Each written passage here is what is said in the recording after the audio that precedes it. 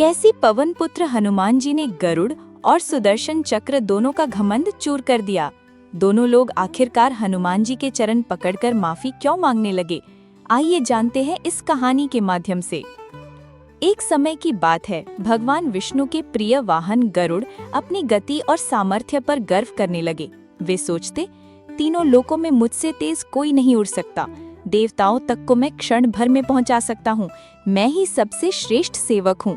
उनके मन में ये अहंकार बढ़ता ही जा रहा था। इसी प्रकार भगवान विष्णु का प्रिय शस्त्र सुदर्शन चक्र भी अपने बल और तेज पर घमंड करने लगा। वह सोचता, मेरा वेग ऐसा है कि मुझे कोई नहीं रोक सकता, मैं ही सबसे बड़ा हूँ, मेरे सामने किसी की शक्ति नहीं टिक सकती। भगवान विष्णु ने अपने इन दोनों साधनों का अहंकार देखा। वे मुस्कुराए और बोले, इन्हें सच्चा मार्ग दिखाना होगा। इसके लिए मेरे प्रिय भक्त और सच्चे सेवक हनुमान जी से बेहतर कौन हो सकता है।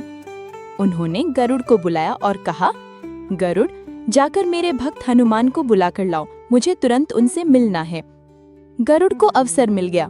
उन्होंने सोचा, अभी सबको पता चल जाएगा कि मेरी गति सबसे तेज है, मैं अभी जाकर हनुमान को ले आता हूँ। उधर गरुड़ तो विष्णु भगवान का आदेश लेकर उड़ने को तैयार हुए ही थे कि भगवान विष्णु का आह्वान हनुमान जी तक पहले ही पहुँच गया।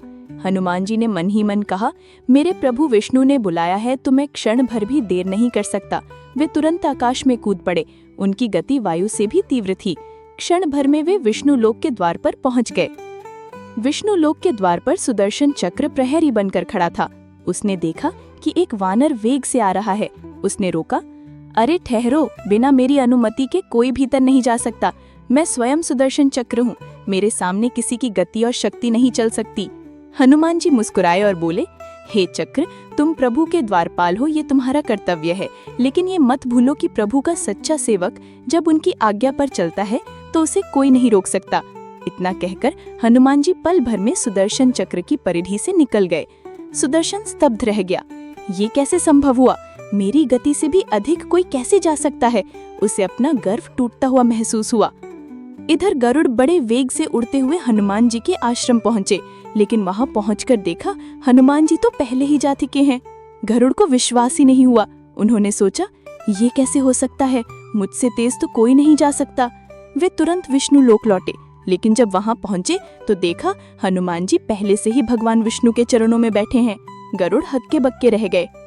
गरुड़ ने कांपते हुए पूछा, हे पवन पुत्र हनुमान, आप यहाँ पहले कैसे पहुँच गए? मैं तो स्वयं अपनी गति पर गर्व करता था, लेकिन आप तो मुझसे पहले आ गए। तभी सुदर्शन चक्र भी बोल पड़ा, और मैं द्वारपाल था, मेरी परिधि से निकलना असंभव है, फिर भी आप मुझे पार कर गए, ये कैसे संभव हुआ? हनुमान जी मुस्कुराकर कहा, भाइयों, तुम दोनों बड़ी शक्ति के स्वामी हो, लेकिन तुम ये भूल गए कि शक्ति और गति अहंकार के लिए नहीं होती। मैंने कुछ नहीं किया, केवल प्रभु की भक्ति में लीन होके दौड़ा। भक्ति की शक्ति से ही सब संभव है। जहाँ भक्ति है वहाँ असंभव भी संभव हो जाता है। गरुड़ और सुदर्शन दोनों का घमंड पल भर में चूर हो गया। तभी भगवान विष्णु प्रकट हुए और बोले, गरुड़, सुदर्शन, आज तुमने देखा कि केवल बल और गति ही पर्याप्त नहीं। सच्चा सामर्थ्य तब आता है जब सेवक अपने अहंकार को त्याग कर भक्ति में लीन हो जाता है। हनुमान मेरा सच्चा भक्त है, इसीलिए उसकी शक्ति अपार है। गरुड़ और सुदर्शन दोनों ने हनुमान जी के चरण पकड़ लिए और विनम्र होकर कहा, हे पवन पुत्र, हमें क्षमा करें, हम गर्व में अंधे हो गए थे। आज आपने हमें सच्चा मार्ग दिखाया। दोस्तों, इस कथा से हमें ये सीख मिलती है कि चाहे हमारे पास कितनी भी गति, ज्ञान या शक्ति क्यों न हो, अगर उसमें अहंकार आ गया तो वह व्यर्थ हो जाती है। सच्ची शक्ति केवल भक्ति और विनम्रता में है। हनुमान जी ने यह सिद्ध किया कि प्रभु का भक्त जब सेवा और प्रेम में लीन हो जाता है तो उससे तेज और उससे महान कोई नहीं हो सकता। तो दोस्तों, ये थी कथा कि कैसे हनुमान जी ने गरुड़ और सुदर्शन चक्र दोनों का घमंड तोड़ा। अगर आपको ये कहानी अच्छी लगी हो तो हमारे चैनल लाइफ मिरर को लाइक करें, शेयर करें और सब्सक्राइब जरूर करें।